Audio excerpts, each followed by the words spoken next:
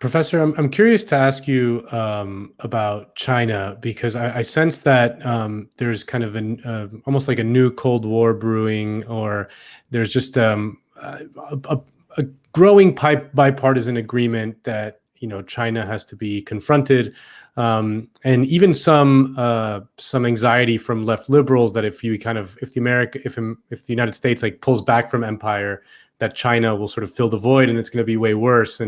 But also there's also some members of the ruling class who like need access to Chinese markets, and so it's like a little confusing. I'm curious how you read this sort of newfound aggression towards China.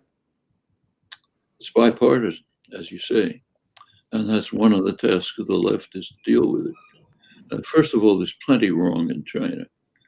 A lot of crimes, very deeply authoritarian society, a lot of controls, plenty to object to. Those aren't the reasons. Listen to the reasons. China's stealing our jobs. Right. How is China stealing our jobs?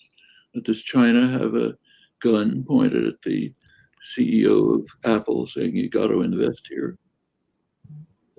Haven't heard that.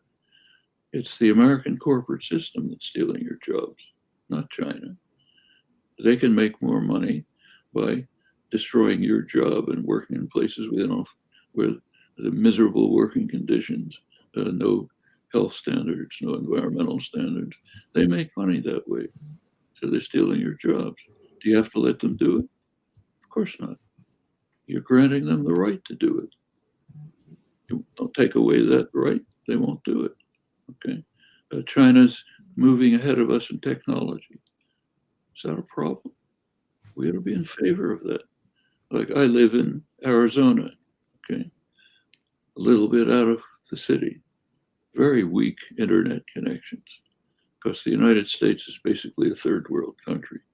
It's not doesn't have advanced infrastructure.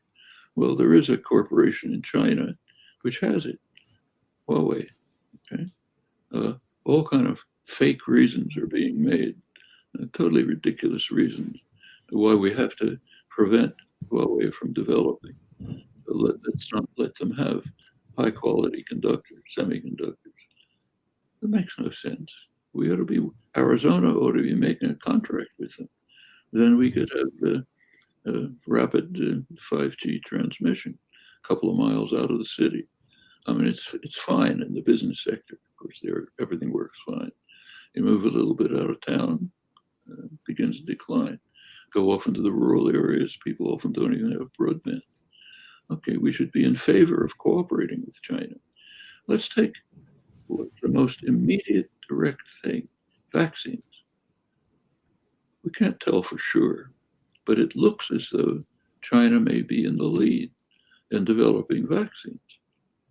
Furthermore, they've at least said, whether they'll do it or not, we don't know, that they're going to make the vaccines available without cost to poor countries that need them. Should we be trying to prevent China from doing this? Or should we be cooperating with them? I mean, the answer's elementary. Yes, we should be cooperating with them. What about, there are things that China shouldn't be doing, shouldn't be supporting those, preventing plenty of things we shouldn't be doing. Other countries should be preventing us. Okay, but the issues with China have to be met by diplomacy and negotiations and mutual support. We have a lot to gain by mutual support, as things I've mentioned. These are all things that I think should be brought to public concern and attention. The Democrats are going in the opposite direction. You have to have somebody to hate. Trump has to have somebody to hate. Okay, left shouldn't be going along with that. That doesn't mean apologizing for Chinese authoritarianism and crimes, of course not.